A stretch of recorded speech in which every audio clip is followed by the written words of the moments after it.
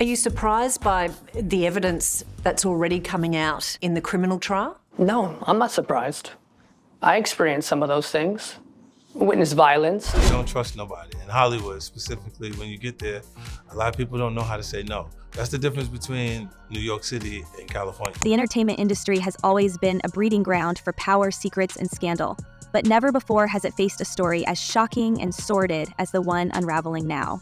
At the center of it all is Sean Diddy Combs, a mogul whose name was once synonymous with success, luxury, and influence. Today, however, that name carries a far darker weight, tied to allegations that paint a picture of manipulation, exploitation, and systemic abuse spanning decades. These aren't just whispers anymore, they're loud, damning accusations backed by testimonies, lawsuits, and shocking evidence.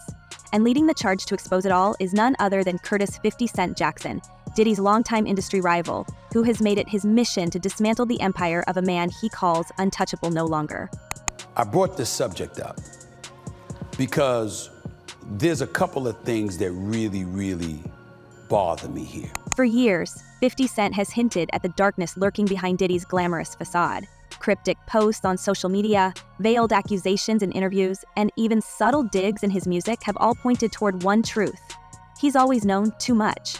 But now, 50 isn't just hinting anymore. With Diddy's federal trial underway and his own Netflix documentary in production, 50 Cent is taking his crusade to the next level, pulling back the curtain on what he claims is one of the most sinister sagas in entertainment history.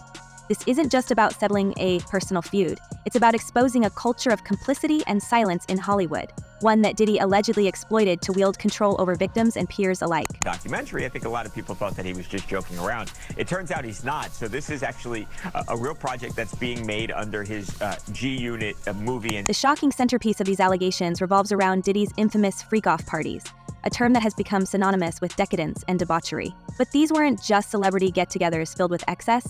They were, according to court documents and victim testimonies, calculated and coercive events designed to strip participants of their autonomy.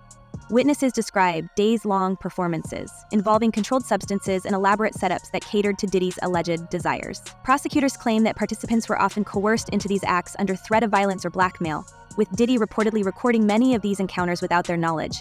These tapes, now rumored to be locked away in vaults, are said to be career-ending secrets that gave the mogul immense leverage over Hollywood's elite for years. Diddy's influence also extended far beyond music and parties. His business dealings were vast and often shrouded in secrecy. Take, for instance, the rumors surrounding his brand partnership with Ciroc. While publicly celebrated as a marketing genius for turning the brand into a global success, insiders claim that, behind the scenes, Diddy demanded aggressive exclusivity deals. Club owners and event organizers who refused to comply reportedly found themselves blacklisted from his events and connections. This cutthroat approach to business mirrored the same themes of control and dominance that now define the allegations against him. Referred to me as Wild King Nights.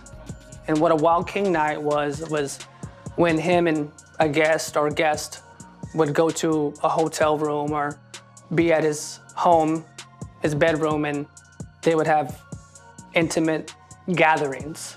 I would have to go and prep that hotel room, which consisted of baby oil Astroglide. Even more chilling are the stories of how Diddy allegedly used his wealth to keep people in line. Former employees have described a workplace culture where NDAs were mandatory and dissent was met with swift retaliation. Some accounts suggest that Diddy went as far as hiring private investigators to monitor those who left his inner circle. These claims, while unproven, paint a picture of a man obsessed with control, willing to go to any lengths to protect his image and his secrets. Could this same paranoia have driven the creation of the infamous tapes that are now at the heart of the investigation? I thought he was this clean businessman who rise to the top because he was such a powerful and smart, educated man. I had no idea that he had this other side to him. And when I started to get exposed to his lifestyle, I started to really realize, like, this guy has an addiction. It's not just once every few weeks, it's every day, every hour. Diddy's connections to political figures also raise eyebrows. Over the years, he has publicly supported candidates, hosted fundraising events, and used his influence to shape public discourse. But some critics argue that these actions were less about genuine advocacy and more about solidifying his status as a power player. Could his involvement in high-profile political circles have shielded him from scrutiny for so long? And now, with the current trial threatening to expose everything, are those same connections beginning to unravel? Imagine the implications of this. High-profile actors, musicians, and producers all allegedly caught on tape during these events, their reputations and livelihoods hanging by a thread. According to sources close to the investigation, some of these individuals are now scrambling to distance themselves from the scandal, fearing exposure as the trial progresses. The idea that Diddy allegedly held this much power over some of the most influential figures in the industry is both chilling and revelatory. If true, it's not just about one man's actions, it's about an entire system that allowed such behavior to go unchecked for decades. Will you help me?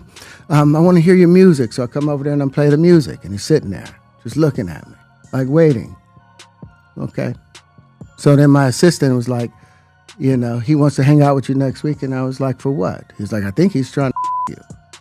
That's what my assistant said. And I was like, oh, okay. Now I get it. So now no more communication. Adding to the weight of these claims is the testimony of Cassie Ventura, Diddy's former partner, who has described in harrowing detail the abuse and coercion she says she endured during her 11-year relationship with him. Ventura's accounts of being forced into freak-offs, subjected to physical violence, and blackmailed with intimate recordings have painted a disturbing picture of life under Diddy's control. Prosecutors have corroborated her testimony with video evidence from a 2016 incident where Diddy was caught on hotel surveillance, dragging and kicking her in a hallway after she attempted to leave one of these parties. Ventura's words, combined with this damning footage, have become a cornerstone of the prosecution's case. But Ventura is not the only one speaking out. Terrence Howard, a celebrated actor and Hollywood insider, has also come forward with his own unsettling story. Howard alleges that Diddy invited him to collaborate under the guise of acting lessons, only to exhibit behavior so bizarre and uncomfortable that Howard confided in his assistant about the encounter. The assistant reportedly warned Howard that Diddy's intentions may have been far from professional, adding yet another layer of disturbing allegations to an already sprawling case. Howard's account, combined with the testimonies of other victims and witnesses, paints a picture of a man who blurred personal and professional boundaries with alarming regularity. Now you know to be hands-off with somebody. A number of producers come in to make the approach, and you threaten to punch them in the mouth, or threaten to knock their head off for talking to you like, or looking at you like you're a woman. You know, when you approach a real man about his masculinity, you're gonna get a real reaction back. It's a difference when a guy walks in a room and when a man walks into a room. And a man don't take the same things that a guy will accept. These are not isolated incidents. Federal prosecutors have built a case alleging that Diddy operated what they describe as a criminal enterprise, using his vast resources and influence to facilitate and conceal his actions. The indictment claims that his businesses, once seen as pillars of success, were allegedly used as tools of exploitation, flying victims in and out of locations, supplying substances to keep them compliant, and creating an environment where silence was enforced through fear. The allegations go beyond the parties, touching on accusations of physical violence, financial manipulation, and even arson, as prosecutors attempt to prove a pattern of behavior that spanned years. They've been afraid of coming forward. They've been afraid of what he could potentially do to them within the industry, what he could do to them professionally, maybe even personally. And so yes, it's been a dark secret they've held on to for a very, very long time. And yet this isn't just a story about Diddy, it's a story about the entertainment industry as a whole, an ecosystem that thrives on power dynamics and secrecy. The allegations against Diddy have opened the floodgates, forcing Hollywood to confront its own complicity. How many people knew about these freak-offs but stayed silent? How many powerful figures benefited from the culture Diddy allegedly cultivated? The answers to these questions could reshape the industry in ways we've never seen before. That was all the people that went to the puffy parties. That was all the people that did all those things thinking that there was never going to be a consequence for what they were doing. Got punked out and pimped out by some greater desire. You shouldn't have a greater desire than being a man. So I believe that's a big problem with a lot of the actors out there because they get fluid. And next thing you know, once go fluid, shoot. 50 Cent, for his part, seems determined to ensure that happens. His upcoming Netflix documentary promises to dive deep into these allegations, offering what he calls a voice to the voiceless. But this isn't just about telling a story, it's about dismantling a legacy. Diddy's trial, combined with 50 Cent's relentless pursuit of the truth, has the potential to bring down not just a man, but an entire system of abuse and corruption. And as more details emerge, it's becoming increasingly clear that this is only the beginning. And then there are the mood rooms. These spaces, allegedly central to Diddy's infamous freak-offs, have been described by witnesses and insiders as meticulously crafted layers of manipulation. Imagine dim, sultry lighting designed to disarm, walls stocked with everything from baby oil to illicit substances, and luxurious furniture that gave the illusion of comfort while trapping those who entered. According to victim testimonies, these rooms weren't just for indulgence, they were for control. Every detail, the lighting, the atmosphere, the substances provided, was allegedly intended to strip participants of their autonomy, leaving them vulnerable to Diddy's whims. It's said that these rooms played host to some of the most powerful names in Hollywood, turning them into pawns in a game of coercion, secrecy, and blackmail. He cornered me, and then he asked me, with his arm up, he asked me, "How you doing?" I'm kind of like, wow, what the heck? Very uncomfortable. And then he rubbed his hand down my breast. He said, "If you need anything at all, you let me know." The recent raids by Homeland Security on Diddy's properties may have finally pulled back the veil on what truly went on in these rooms. Reports suggest that investigators seized an overwhelming amount of evidence. Among the items allegedly uncovered were tapes, hundreds of them. These tapes are rumored to contain graphic recordings of the events that took place in these mood rooms, recordings that can implicate not just Diddy but a sprawling network of Hollywood elites. What could these tapes reveal? Names of celebrities who participated? Evidence of transactions, coercion, or worse? Could this be why so many powerful figures remained silent for so long, afraid that their darkest secrets were locked away in Diddy's vaults? The implications are staggering, and the industry is bracing itself for the fallout. You are literally, it's an unhealthy space. And so eventually you're going to go too far, you know? Who knows what happened to Philip? Who knows what he had to do in order to get to where he was at? There's a lot of things that people do that end up sitting and they can't get over it. And they got to keep getting high, hoping to get it out of their head. You know, but when you lose your man card. Diddy's past is riddled with controversies that, in hindsight, seem to foreshadow the allegations now being leveled against him.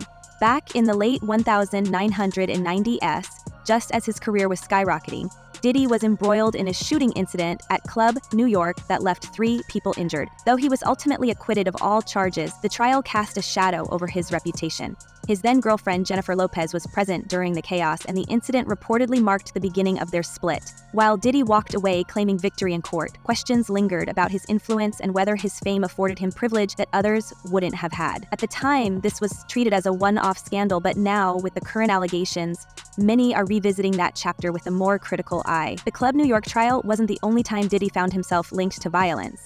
In 1999, he was sued by the family of Anthony Wolf, his former bodyguard, who was fatally shot outside a nightclub. While Diddy was never directly implicated in the shooting, rumors swirled about the toxic culture surrounding his inner circle. Insiders described a world fueled by paranoia, where loyalty was demanded at any cost, and crossing Diddy could lead to career-ending consequences. Even then, whispers about his temper, his control over those around him, and his ability to silence detractors were beginning to circulate in the industry. Unfortunately, we're all going to take a disgusting trip to his seedy, awful world.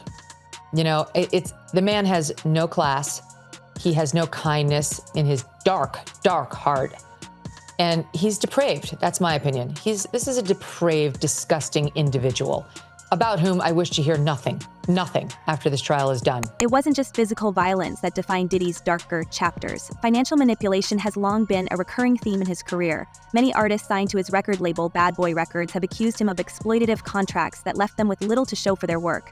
The stories of artists like the LOX, Moss, and Mark Curry paint a picture of a mogul who allegedly prioritized his own wealth and power over the success of those he claimed to mentor. These accusations may not carry the same weight as the current criminal allegations, but they hint at a pattern of control and exploitation that now feels disturbingly relevant. The infamous feud between Diddy and Suge Knight, the former head of Death Row Records, also adds another layer to his troubling legacy.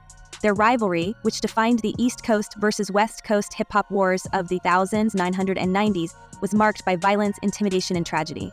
The most infamous demises of that era, those of Shakur and the notorious B.I.G., remain unsolved, but conspiracy theories have long suggested that the feud played a role. While Diddy has consistently denied any involvement, the specter of those events looms large, and his name is often dragged into discussions about the darker side of the music industry. Could the same culture of silence and fear that surrounded those tragedies have emboldened him in other areas of his life?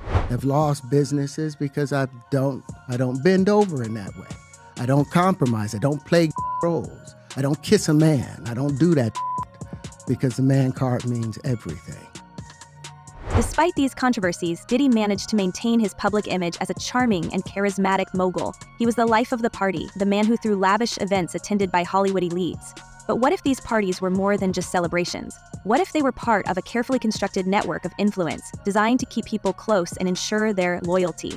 The mood rooms and freak-offs now being discussed in court may just be an evolution of the culture Diddy cultivated in the 90s and 2000s. The difference now is that the stakes and the consequences are far higher. I'm sorry, I'm just like really, I'm in this moment right now. This is crazy. Sorry. People don't really know how much what it does to you when something that you love is taken from you and thrown away like it don't even matter, and then they move on with their lives and you're stuck. You're stuck. During those years, you're still stuck 21 years later. But the most devastating account of all comes from Cassie Ventura, whose testimony has become the emotional center of this scandal. Cassie, who spent over a decade with Diddy, has described in painful detail the torment she endured. She claims she was forced into these freak-offs under constant threats of violence and blackmail. Her words during the trial were haunting, as she described feeling worthless, like dirt, a mere object in Diddy's world. She recounted the physical abuse, the psychological manipulation, and the terror of knowing that intimate recordings of her were being used as leverage to keep her compliant. At one point, she told the court that she would return the $20 million she received in a settlement if it meant she could erase the horrors of those years. It's a chilling reminder of the human cost behind the headlines, yet Cassie's settlement raises even more questions. Rumors suggest that the payout wasn't just about silencing her allegations against Diddy, but was also tied to protecting other high-profile individuals. Some speculate that the settlement included a gag clause designed to keep her from naming the other participants in these freak-offs. If true, it begs the question, who else might be implicated? Could these be actors, musicians, or producers we admire and respect? And if the tapes seized during the raids are as damning as insiders suggest, how long can their secrets remain hidden? The question is he a criminal? Is he basically akin to a mob boss running several criminal enterprises? And while it's very clear to me he is a depraved, disgusting person, we have to prove that he violated the law. And then there's the most explosive rumor of all, the missing tapes. Sources close to the investigation have hinted that some recordings seized during the raids are unlike anything investigators expected. These aren't just the tapes Diddy allegedly used to blackmail participants. They are said to contain shocking evidence of a larger system of exploitation. Could these tapes reveal a network of complicit players who benefited from Diddy's actions? Could they expose how deeply rooted this culture of manipulation is within Hollywood? The prospect is terrifying, and it's no wonder the industry is holding its breath. If these tapes are made public, the fallout could be catastrophic, not just for Diddy, but for an entire circle of A-list players who thought their secrets were safe. They once worked together a long time ago. They're not friends now. They don't like each other. And yeah, 50 has taken every shot, especially when Diddy has been down. As the trial continues and 50 Cent pushes forward with his Netflix documentary, the stakes couldn't be higher. This is no longer about one man's alleged crimes. It's about a system that enabled him, that turned a blind eye, and that may now crumble under the weight of the truth. If 50 Cent is right, and the full extent of Diddy's actions is revealed, we have to ask, who else will fall when Diddy's empire collapses? Could this be the beginning of Hollywood's most shocking reckoning yet? Let us know what you think in the comments below, because this story is only getting started. Until next time, stay curious, stay vigilant, and remember, nothing stays hidden forever.